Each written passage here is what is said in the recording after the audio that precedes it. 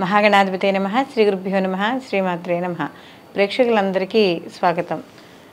2024 June మాస ఫలితాలు. ద్వాదశ రాశుల వారికి నవగ్రహ సంచారాన్ని అనుసరించి శుభాశుభ ఫలితాలు ఏ విధంగా ఉంటాయి అనే విషయాన్ని మనం తెలుసుకుందాం. అలా తెలుసుకునే ముందుగా అసలు ఈ జూన్ మాసంలో గ్రహస్థితి ఎలా ఉంది, గ్రహాల యొక్క సంచారాన్ని బట్టి మిగతా ఈ ద్వాదశ రాశుల వారికి ఏ విధంగా ఉంటుందని తెలుసుకుంటే, రవి జూన్ 15వ తారీఖున మిథునంలోకి ఉదయం 7:30 ప్రవేశించడం అనేది జరుగుతుంది. అలాగే కుజుడు జూన్ 1న మేషరాశిలోకి అంటే తన స్వక్షేత్రంలోకి ఆయన ప్రవేశిస్తాడు. అది కూడా పగలు 3:37. బుధుడు జూన్ 14వ తారీఖున మనకి వృషభం నుండి మిథునంలోకి ఆయన ప్రవేశించడం అనేది జరుగుతుంది. అలాగే గురువు మనకి మాసమంతా కూడా వృషభ రాశిలో సంచారం చేయడం. శుక్రుడు జూన్ 12వ తారీఖున సాయంకాలం 6:30 ఈయన కూడా మిథునంలోకి ప్రవేశించడం అనేది జరుగుతుంది.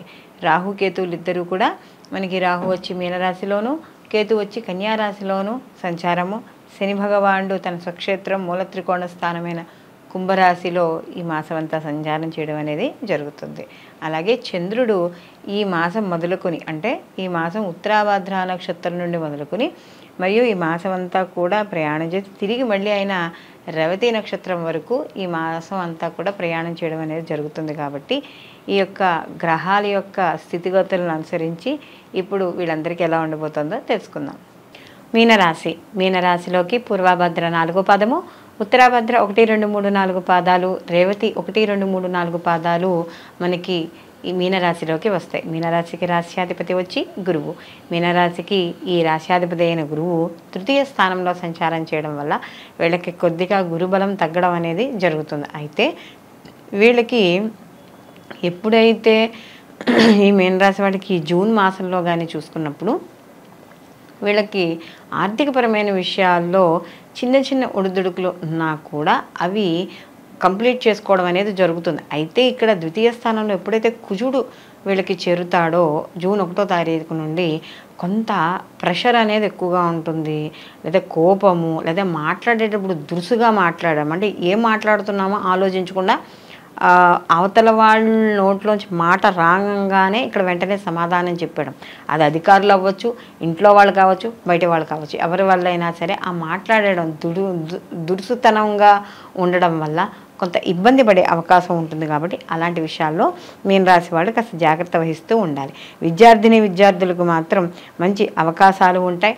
వాళ్ళు కూడా వాళ్ళ యొక్క ఏదైతే ఇది ఉందో అంటే వాళ్ళకి ఏదైతే వాళ్ళు బయట వాళ్ళకి అంటే వాళ్ళు చదువుకునే చోట కావచ్చు, లేకపోతే ఉద్యోగం చేసే చోట కావచ్చు, వాళ్ళ టాలెంట్ని ఎక్కడైతే నిరూపించుకోవాలనుకుంటున్నారో అక్కడ వీళ్ళ సత్తాని చాటి చెప్పి వీళ్ళకంటూ ఒక ఐడెంటిటీ తెచ్చుకోవడం అనేది జరుగుతుంది. అలాగే వీళ్ళు ఆర్థికపరమైన విషయాల్లో కూడా ఖర్చులు ఉన్నా కూడా ఆ ఖర్చుని విలువైన వస్తువుల్లోకి లేదా స్థిర చరాస్తుల్లోకి మలుచుకోవడం అనేది జరుగుతుంది. అంటే పొదుపు మార్గాలుగా ఈ మీనరాశి వాళ్ళు చూసుకుంటూ ఉంటారు.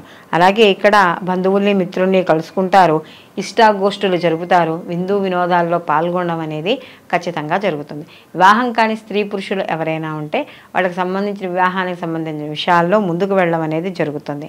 అలాగే స్నేహితులు అలాగే వాళ్ళ యొక్క సహాయ సహకారాలు కూడా పూర్తి స్థాయిలో అందుతాయి.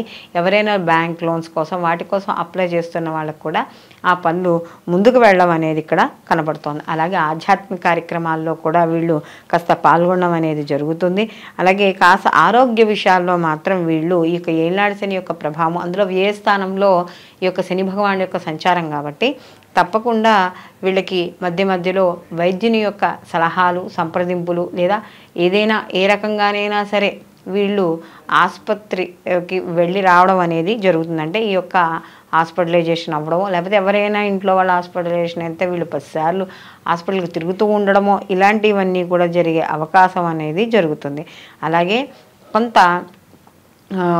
అంటే ఏదైనా మాట వల్ల చిన్న చిన్న మాట పట్టింపుల వల్ల ఒక్కోసారి బంధుత్వాలే తెగిపోయే అవకాశం అనేది ఉంటుంది. అంటే అన్నదమ్ములు కావచ్చు, అపచెల్లెళ్ళు కావచ్చు, లేకపోతే ఏదైనా వాళ్ళ మాతృవర్గంలో కావచ్చు, పితృవర్గంలో కావచ్చు, బంధువులతో మాట్లాడేటప్పుడు కాస్త ఆచితూచి మాట్లాడడం అనేది మంచిది. లేకపోతే బంధుత్వాలు తెగిపోయి ఒకళ్ళొకళ్ళు మొహాలు చూసుకోగలంత స్థితిలో ఉండడం అనేది జరుగుతుంది.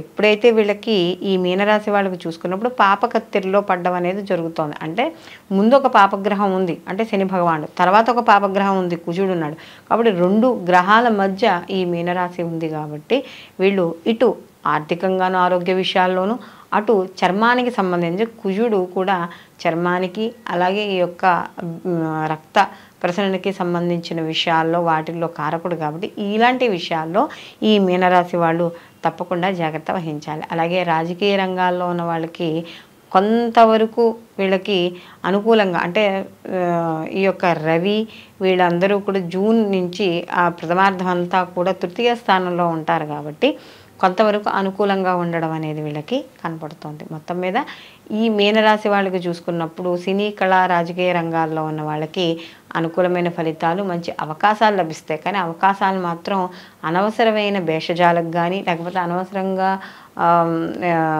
అక్కలేని మాటల ద్వారా కానీ పాడు చేసుకోకుండా వచ్చిన అవకాశాన్ని సద్వినియోగం చేసుకోవడం ద్వారా మీనరాశి వాళ్ళకి భవిష్యత్తులో కూడా మంచి అవకాశాలు ఉండేది ఉంటుంది. అలాగే వ్యాపారస్తులు, ముఖ్యంగా భాగస్వామి వ్యాపారం ఎవరైతే చేస్తున్నారో వాళ్ళు జాగ్రత్త వహించుకుంటూ ఉండడం, ఎప్పటికప్పుడు వాళ్ళ వ్యాపారాన్ని కనిపెడుతూ ఉండడం అనేది మంచిది. అలాగే భార్యాభర్తల విషయాల్లో చిన్న చిన్న మనస్పర్ధలు వచ్చే అవకాశం ఉంది. కారణం జన్మరాశిలో రాహు యొక్క సంచారం, సప్తమంలో కేతు యొక్క సంచారం అనేది నడుస్తోంది కాబట్టి ఇలాంటి విషయాల్లో తప్పకుండా జాగ్రత్త వహించాలి. మాట పట్టింపులకు పోకూడదు.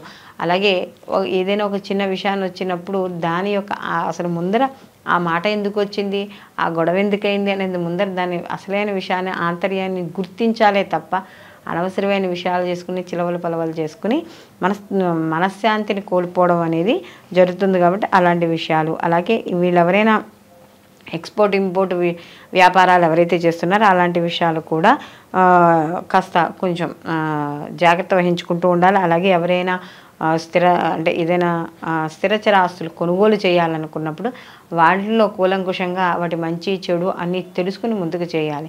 అలాగే ప్రభుత్వ రంగంలో పనిచేస్తున్న వాళ్ళు వీళ్ళందరికీ కూడా మాస ప్రథమార్థం అంతా కూడా చాలా అనుకూలంగా ఉంటుంది. అలాగే ప్రభుత్వ ఉద్యోగులకు కూడా మంచి అవకాశాలు ఇలాంటివన్నీ కూడా లభిస్తాయి. అలాగే ఎవరైతే ఈ కమ్యూనికేషన్ రంగాల్లో పనిచేస్తున్నారో వాళ్ళకు కూడా మంచి అవకాశాలు ఉంటాయి. అయితే కొంచెం గ్రహాలు ఎక్కువ సంచారం అనేది ఎక్కువగా ఉంది కాబట్టి మనకి ప్రథమార్థంలో ఇంచుమించు కాబట్టి కొద్దిగా ఫ్లక్చువేటెడ్గా ఉంటుంది, అప్ అండ్ డౌన్స్గా ఉంటుంది. కాబట్టి అలాంటి విషయాల్లో కాస్త జాగ్రత్త వహించుకుంటే సరిపోతుంది, కానీ పెద్దగా ఇబ్బంది పడాల్సిన అవసరం అంటూ ఏమీ ఉండదు. వీళ్ళు మరిన్ని మంచి ఫలితాలు పొందడానికి వీళ్ళు ప్రతి నిత్యము కూడా శివాభిషేకం చేసుకోవడం, శివాలయ దర్శనానికి వెళ్ళడం, అలాగే వీళ్ళు కుదిరితే అంటే వీళ్ళకి కుదిరినప్పుడల్లా ఈ యొక్క సోమవారాల నియమాలు పాటించడము, అలాగే గో ప్రదక్షిణలు చేయడము, ముఖ్యంగా వీళ్ళు ఈ మీకు దగ్గరలో ఏమైనా బిల్వదళం చెట్టు దొరికితే బిల్వదళం చెట్టుకి ప్రతిరోజు కూడా రాగి చెంబుతో నీళ్లు పోసి అక్కడ ఒక దీపం, కుదిరితే దీపం పెట్టడం, లేదా అంటే కాస్త నీళ్లు పోసి దండం పెట్టుకుని రావడం ద్వారా కూడా మరిన్ని మంచి ఫలితాలు పొందడం అనేది జరుగుతుంది. ఇప్పుడు మనం మాస ఫలితాలు చూసుకున్నాం కదా. అయితే ఇప్పుడు మనం చూసిన మాస ఫలితాలు ఇవి గోచార ఫలితాలు. గోచార ఫలితాలు అంటే మనకి కేవలం 30% మాత్రమే వీటి ప్రభావం అనేది చూపించడం అనేది జరుగుతుంది. అయితే ప్రతి వాళ్ళు కూడా ఈ యొక్క గోచార ఫలితాలతో పాటుగా వాళ్ళ యొక్క జన్మజాతక ఫలితాలు కూడా తప్పకుండా పరిశీలించుకోవాలి. ఎందుకంటే జన్మజాతకంలో జన్మకుండలిలో చూసుకున్నప్పుడు వాళ్ళకి వాళ్ళ వ్యక్తిగత జాతకం అనేది కనపడుతుంది. అంటే వాళ్ళకి జరుగుతున్న మహర్దశలు, అంతర్దశలు, ప్రత్యంతర్దశలు అనేవి ఉంటాయి. కాబట్టి ఒకవేళ ఈ యొక్క గోచార ఫలితాలు బాగాలేకపోయినా ఇప్పుడు మీరు వినే ఫలితాలు ఉంటాయి, ఆ ఫలితాల్లో మీకు వ్యతిరేక ఫలితాలు కనపడుతున్నా మీ వ్యక్తిగత జాతకంలో కానీ అనుకూలంగా ఉన్నా, అంటే జరుగుతున్న మహర్దశలు అనుకూలంగా ఉన్నాయనుకోండి, అప్పుడు ఫలితాలు ఎలా ఉంటాయి, కాస్త అనుకూలంగానే ఉంటాయి. దానికి తగ్గ పరిహారంలో ఏమైనా చేసుకుంటే మనకి అనుకూలమైన ఫలితాలు వస్తాయి. ఒకవేళ గోచారం బాగుంది, మనకి వ్యక్తిగత జాతకం బాగాలేదు కాబట్టి అప్పుడు వ్యక్తిగత జాతకానికి సంబంధించిన ఏవైనా దోష పరిహారాలు కానీ అలాంటివి చేసుకుంటే సరిపోతుంది. కొంతమందికి రెండూ బాగుంటాయి కాబట్టి అప్పుడు అలాంటి వాళ్ళకి మనకి ఆ జాతకం అనేది చాలా అద్భుతంగా ఉంటుంది. వాళ్ళు పొందే ఫలితాలు కూడా చాలా అనుకూలంగా ఉంటాయని చెప్పవచ్చు. కాబట్టి ఇప్పుడు మన ఈ ఎప్పుడూ చెప్పుకునే మాస ఫలితాలు ఏవైతే ఉన్నాయో ఆ మాస ఫలితాలు గోచార ఫలితాలతో పాటు వ్యక్తిగత జాతకాలను కూడా తప్పకుండా పరిశీలించుకుని రెండు బ్యారేజ్ చేసుకుని అప్పుడు మాత్రమే ఈ ఫలితాలు అనేవి తప్పకుండా చూసుకోవాలి. సర్వేజన సుఖినో భవంతు. లోకా సంస్థ సుఖినో భవంతు.